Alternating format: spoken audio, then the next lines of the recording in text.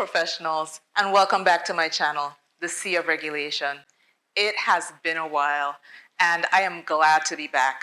First of all, I want to say thank you to all of my subscribers.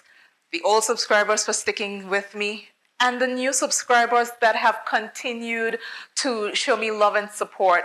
You've been commenting, I've been answering your questions, and I have looked forward to restarting this content and getting it back out to you. And you might notice things look a little different. I'm back at home in the British Virgin Islands, and I want to start off also by saying a huge thank you to Pink Mako in Anguilla for all of the work that they did in relation to my past videos. And now that I'm back home, I am under not new management, I manage myself, but I'm definitely in good hands with Noble Inc. So without any further ado, let's dive into today's content. But before I dive in, let me get my usual disclaimers out of the way.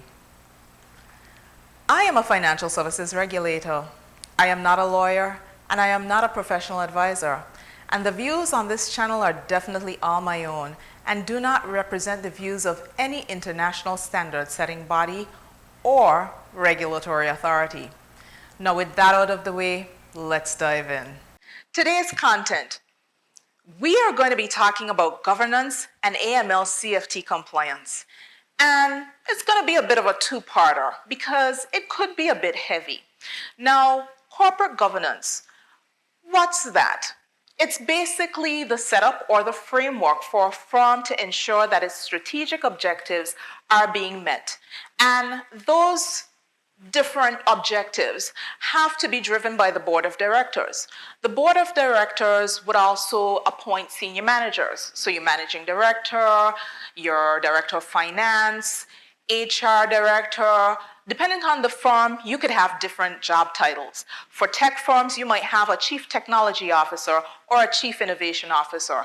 But all of those people are senior.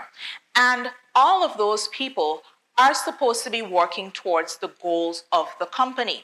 Now, board of directors have fiduciary duties to that company and senior management. And those fiduciary duties include compliance with laws. Compliance with laws include AML CFT laws as well. Although a lot of firms think that that is only the responsibility of the compliance officer, that's not the case. It's the responsibility of everyone. So in this particular episode, I'm going to look at first, what are the things that you should be looking for in relation to AML CFT compliance as a senior manager or a director, and the potential pitfalls. And then we'll probably get into a part two to not make this too long in terms of what you can do to make sure that you address your fiduciary responsibility as a senior manager or as a director. So one of the issues that I find happening is that you have persons that have a particular position, but when it starts to get really hot in the kitchen, they want to absolve themselves of all responsibility and say that that's not my problem.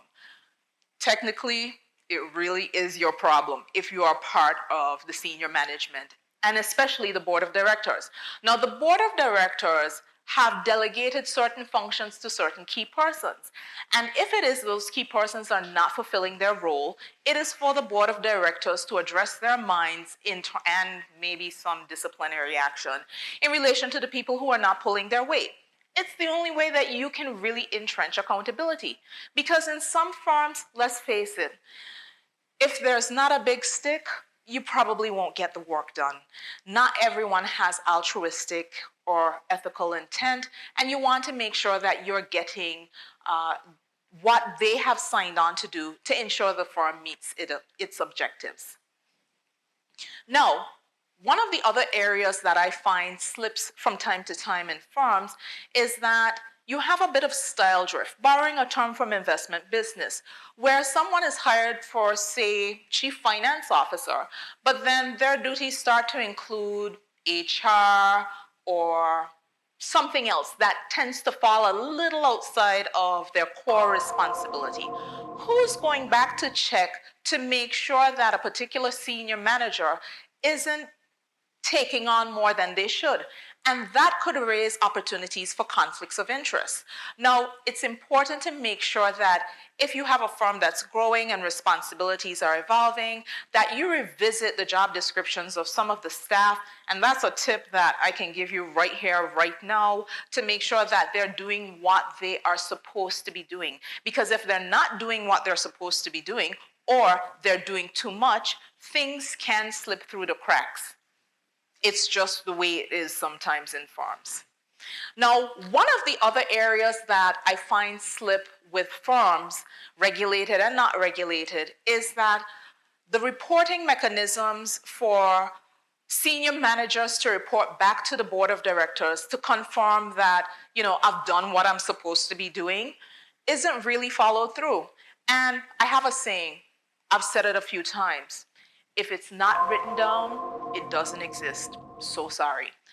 And in reporting, it's important to write down or document, so let's not get analog with it, but actually email or document your reports in whatever format is necessary for your firm. And the board of directors should demand those reports from their senior manager. Again, it embeds accountability into their functions. And if that reporting mechanism is not working, a lot of wrong could be going on in your firm and you not know it. Now, in the case of a regulated firm, do you want your regulator to be the one to find out that something has slipped through the cracks? I think not. Now, one of the other things that I've seen in firms is that sometimes you have systems that undermine AML CFT compliance. And I've mentioned it briefly before in a prior video, and I'll definitely put it in the description below in a link. Do you have incentives that put, say, volume over compliance for rewards? So you want your staff to hit certain targets. Are those targets tied in with compliance? Let's go with a bank opening of accounts, new accounts. And you are starting out by saying, you know what? We want every single client relationship manager to open 10 new accounts this month. Is that doable in the environment that you're in? That's the first question. And are those account openings going to be scrutinized to ensure that AML CFT compliance is embedded? Now, it's maybe a dated story, but Wells Fargo had that very issue, and compliance was not embedded. In fact, they were opening fraudulent accounts because the incentive was tied to the volume and not to the compliance.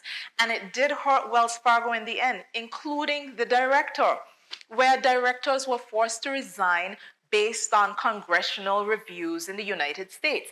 And I'll find some links to those articles and put it in the description below, because that was a really hot case. I think it reached to the Senate Committee on Financial Services in the United States. I actually watched it on C-SPAN. Interesting stuff if you're a regulator. Now, one of the other things that I wanted to touch on in relation to senior management, I find that sometimes when there's a crisis, and crises do occur from time to time, we live in interesting times, who has the con? All of a sudden, nobody's responsible, or it's their job, or it's just not me to deal with it. It's important to know who is responsible for certain issues when they do occur. If you have something that has happened with a particular account, it may not be your director of finance. It may actually be the account manager that is supposed to report and triage and involve all of the board to ensure that you have a solution. So, some of the issues that might pop up based on all that I've said. Communication or miscommunication. So are you reporting? Are you clear in terms of what your duties are? Have your duties drifted? Are you communicating any challenges with those duties? Is compliance, AML CFT compliance, embedded in your job description? And are you clear as to your fiduciary duty in relation to that? Those are some important important questions to ask. When you have an HR system that evaluates your staff, make sure that that HR system also entrenches compliance.